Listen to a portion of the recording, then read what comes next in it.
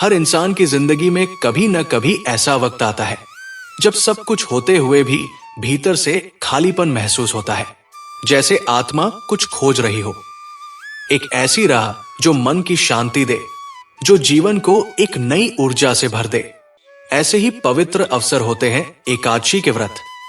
ये वो दिन है जब आत्मा और परमात्मा के बीच का रिश्ता और भी गहरा हो जाता है। योगिनी एकादशी ऐसा ही एक दिव्य दिन है जब विधि पूर्वक पूजा और व्रत करने से न केवल पापों से मुक्ति मिलती है, बल्कि जीवन में सुख, समृद्धि और सच्चा सुकून भी प्राप्त होता है।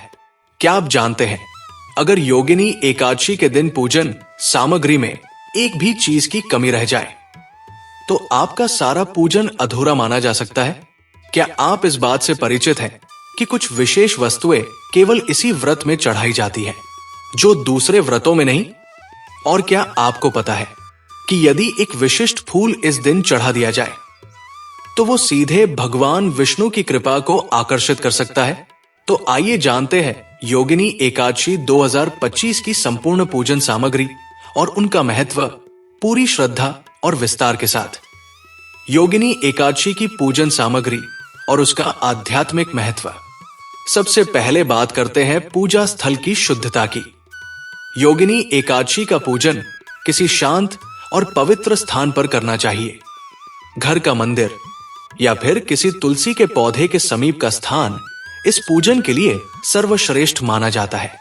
पूजा से पूर्व उस स्थान की सफाई कर लें और वहां गंगा जल का छिड़काव करें ताकि वह स्थल आध्यात्मिक रूप से भी शुद्ध हो जाए।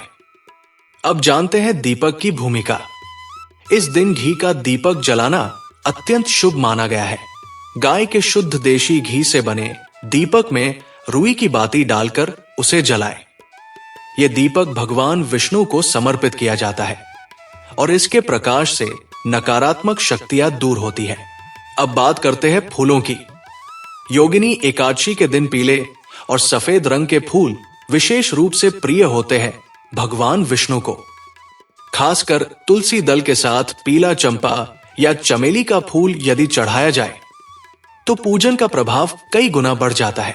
ध्यान रहे, पूजा में कभी भी मुरझाए हुए या टूटे हुए फूल का उपयोग न करें। चंदन और रोली का महत्व भी कम नहीं। भगवान विष्णु को चंदन अत्यंत प्रिय है। पूजा में पीला चंदन लगाएं और साथ ही रोली या हल्दी का भी उपयोग करें। यह शरीर और आत्मा दोनों के संतुलन का प्रतीक माना जाता है।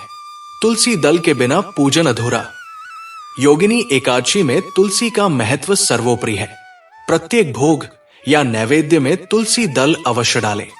यदि तुलसी उपलब्ध न हो तो पूजा रोक दें और पहले तुलसी की व्यवस्था करें, क्योंकि भगवान विष्णु बिना तुलसी के भोग स्वीकार नहीं करते।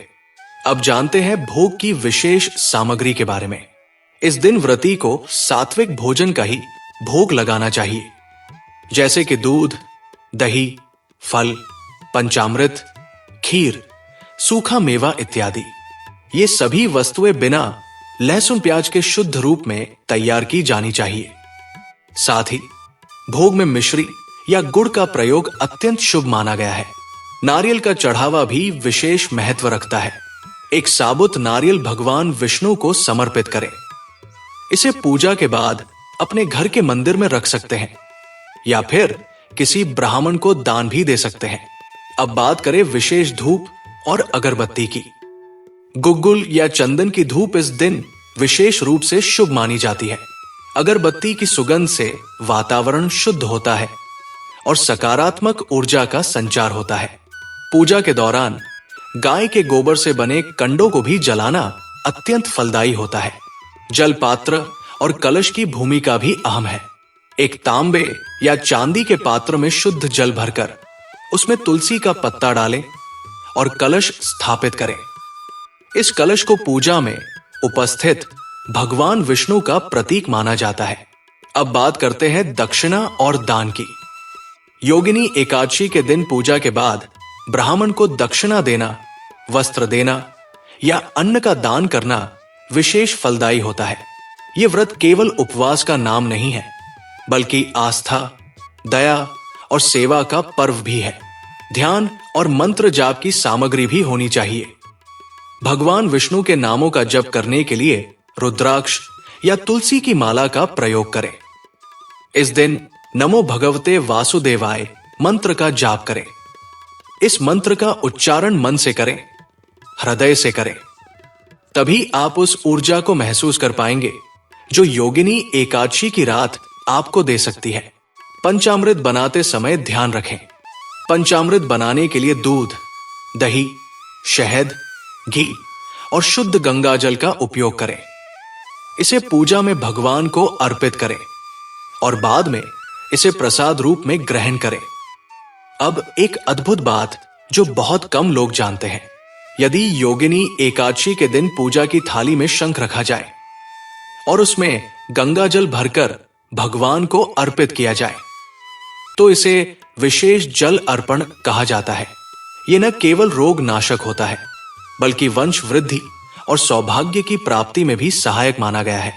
और अंत में पूजा के बाद आरती अवश्य करें। भगवान विष्णु की आरती शंख, घंटी और दीपक के साथ करें। आरती के बोल श्रद्धा से गाएं और आरती के बाद घर में मौजूद सभी लोगों को प्रसाद वितरित करें। यह केवल पूजा का अंत नहीं बल्कि एक नई शुरुआत होती है, पवित्र जीवन की, आत्मिक जागरण की।